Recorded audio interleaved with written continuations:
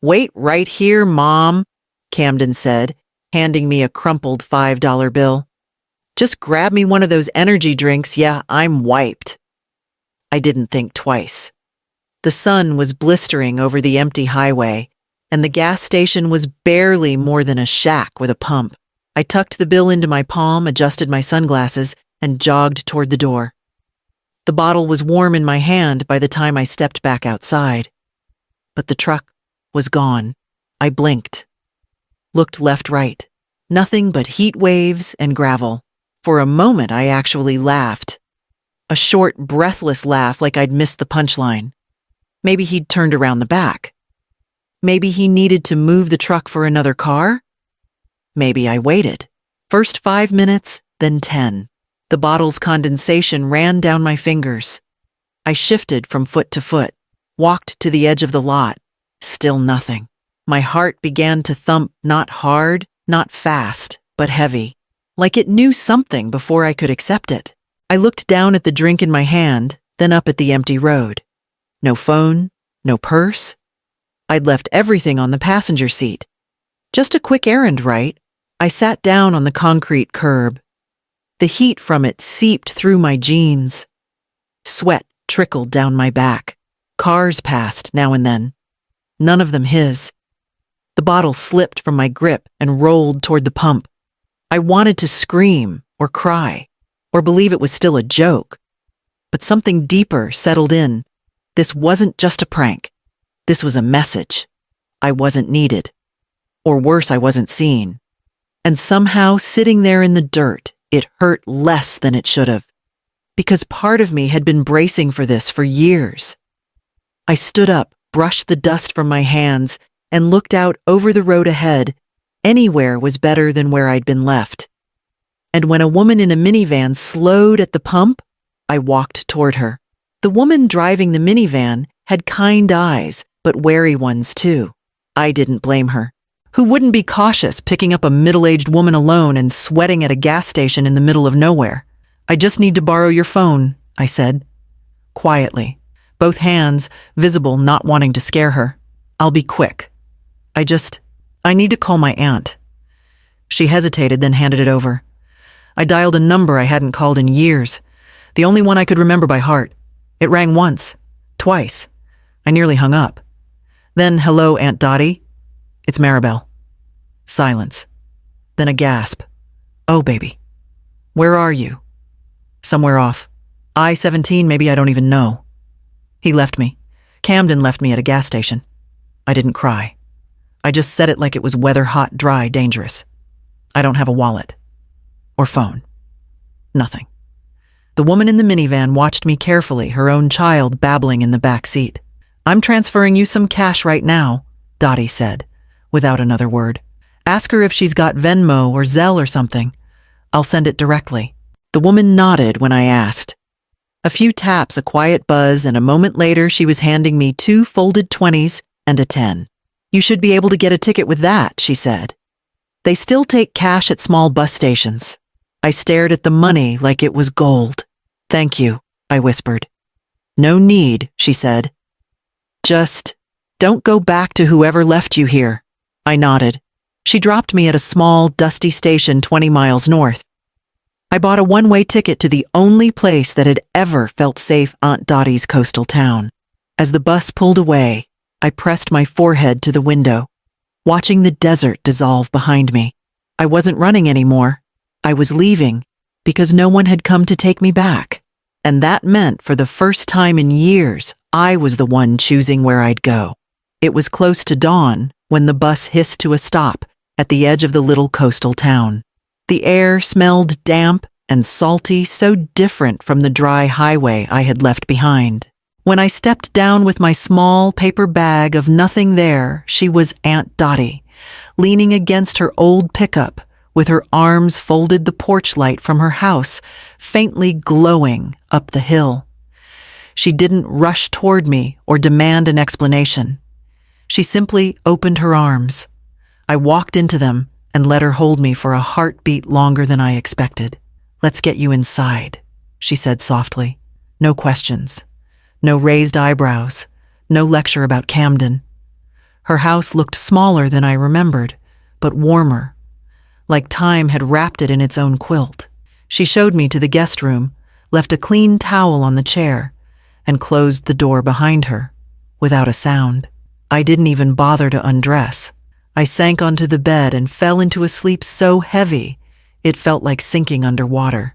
When I woke up again, it was 2 days later. My body had needed the rest more than I'd realized. Aunt Dottie was at the kitchen table knitting as if nothing had changed since I was a girl. She slid a plate of toast and jam toward me without looking up. "Eat," she murmured. I ate slowly, tasting every bite. For the first time in years, no one asked me to smile to justify why I was tired, to explain what had happened. I could just sit there barefoot, hair tangled, and exist. Somewhere between the second slice of toast and the lukewarm coffee, a small thought began to take root. I could stay, quietly, start over without anyone knowing my name, without anyone expecting me to perform. I looked out the kitchen window at the street beyond the morning light, catching on a row of unremarkable storefronts, and saw the faded sign of a little flower shop by the corner. The woman in the mirror didn't look new, but she didn't look broken anymore either. When the shop owner asked for my name to put on the schedule, I hesitated only a second. Maribel Croft, I said. Croft had been my mother's maiden name. She used to write it carefully at the bottom of recipe cards and inside the covers of library books. Camden had never known her, never cared to. Using her name now felt like a quiet kind of tribute, a tether to someone who had loved me without conditions. The flower shop sat just off the marina, where sailboats bobbed gently in the water and tourists wandered in for sea glass keychains and postcards. It smelled like eucalyptus and potting soil, and every morning I opened the door before sunrise, swept the front step, and started the coffee machine. Mrs. Kingsley, the owner, liked things tidy. I liked that about her. She showed me how to prep roses without bruising the petals, how to bundle bouquets with just enough ribbon, how to stand up for the fragile things. She didn't ask me where I came from or why my hands sometimes trembled when the front door chimed too loud. I didn't tell anyone about Camden. Not his name, not what he did. He didn't belong here, not in the cool morning light filtering through the shop windows, not in the careful rhythm of stems and water buckets and soft music humming from the back room. Each day had a shape to it. Mornings were deliveries. Afternoons were walk-ins. Evenings meant scrubbing buckets and trimming stems for tomorrow. I wore simple clothes, tied my hair back, let the routine soften my thoughts like warm water on stiff roots. People came in and called me Maribel, and I didn't flinch. I wasn't hiding. I was beginning. One afternoon, as I was fixing a display of wildflowers near the front window, the bell rang and a boy about 20, shirt stained with something red, stumbled in. The bell above the door rattled hard, not like a normal customer's entrance.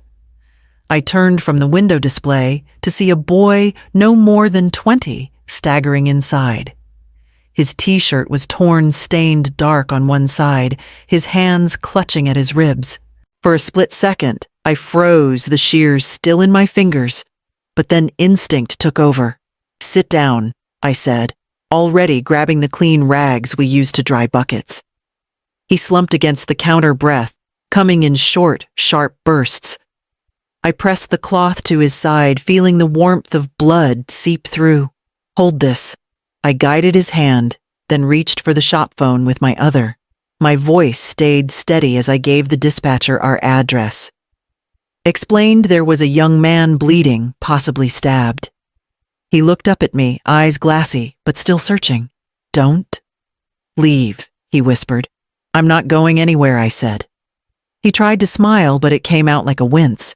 "You remind me of my mom," he said hoarsely. I didn't flinch. I just held his hand tighter and kept pressure on the wound. Outside, I could hear the faint wail of sirens growing closer. The shop smelled of damp earth and cut stems, an odd, almost gentle backdrop to his pain. "Stay with me," I murmured.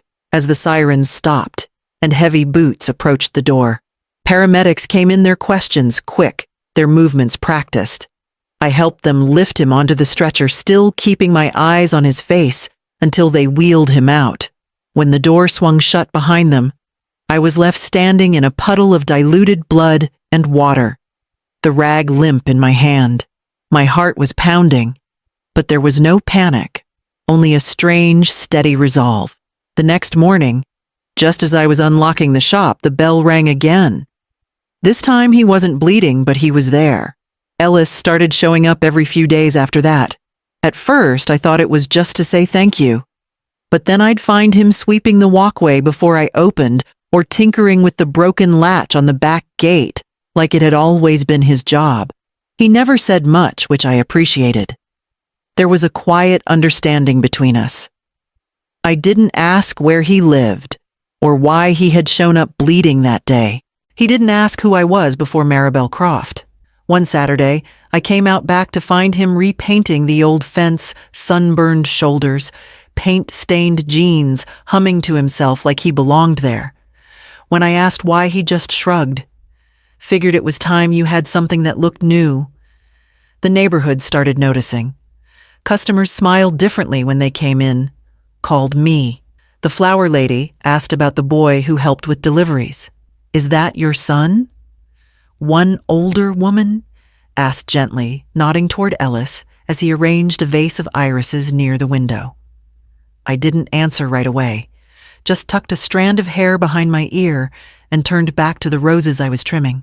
But inside, I felt something shift, like my heart had quietly nodded, yes. That afternoon, Ellis brought in an old tin can with a single daisy he'd found on the roadside. "Not for sale," he said, placing it on the corner of my workbench. Just something to fill the empty space. I didn't realize until then how much I'd been holding my breath. Living quietly isn't the same as living fully. Something about his presence made the quiet feel like home, not just hiding. When I closed up that evening, the daisy was still there, catching the last of the golden light. I turned off the lights one by one, leaving only the porch bulb glowing in the front window. And just like that, it didn't feel like I was starting over anymore. It felt like I was becoming someone new, someone whole. The door wasn't locked when I got home. At first, I told myself I must have forgotten. In the rush of the morning, Ellis had stopped by early with breakfast tacos, and we'd been laughing about a customer who insisted on roses without thorns. But the moment I stepped inside, I felt it. Still air, a heaviness that didn't belong. Nothing looked disturbed, not at first. The couch was still as I left it. The mail stacked on the entry table, my tea mug drying on the rack. But when I stepped into the bedroom, I saw it. The bottom drawer of my dresser was open, just slightly like a mouth, not sure whether to speak. I hadn't opened that drawer in weeks. Inside were old things. Photos I hadn't looked at, a faded scarf that once belonged to my mother, a bus ticket stub I never threw away. Nothing was missing, but the drawer wasn't how I left it. Someone had been here. I locked up and sat on the couch, clutching my bag like it could hold answers. My hands were trembling before I even reached for the phone. Ellis came within 20 minutes. He didn't knock, just walked in with careful steps, eyes scanning the room. After I showed him the drawer, he didn't ask questions, didn't make me repeat myself. He simply nodded and got to work. He replaced the front lock with one that needed a code, installed a porch camera he ordered from his phone without even asking me. Then he sat at the kitchen table sipping water, arms crossed, just staying.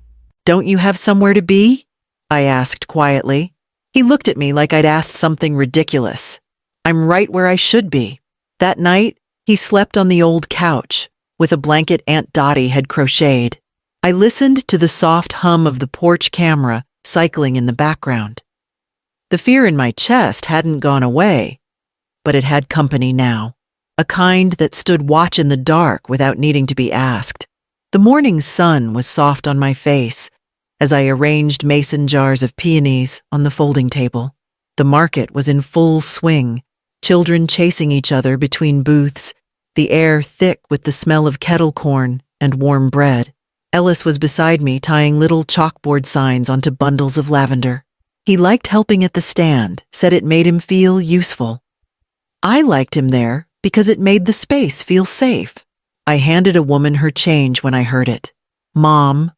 One word. It cracked the air like a bone snapping under weight. I turned before I could stop myself, and there he was. Camden. His hair was longer, his face thinner, but I'd know that voice anywhere. He wasn't smiling. He looked like he'd seen a ghost. His eyes flicked from me to Ellis, then back again. Ellis stood taller at my side, quiet, unreadable. He didn't say anything, didn't move. Just watched. Camden took a hesitant step forward. Is it really you? I didn't answer. Not with words. I wrapped the twine around a bouquet with a steady hand. Picked up the next bunch of stems. Moved like I hadn't heard him at all. Because in a way I hadn't. That name Mom didn't belong to him anymore. I could feel his eyes begging for something. Recognition, maybe. Regret. But I had spent 2 years becoming someone else. Someone whole. Someone safe. Ellis didn't break his gaze. And I didn't break my silence. Finally, I turned not toward Camden, but away. Ready to pack up? I asked Ellis. Yeah, he said softly, as if nothing had happened. And that's when I knew I wasn't shaken.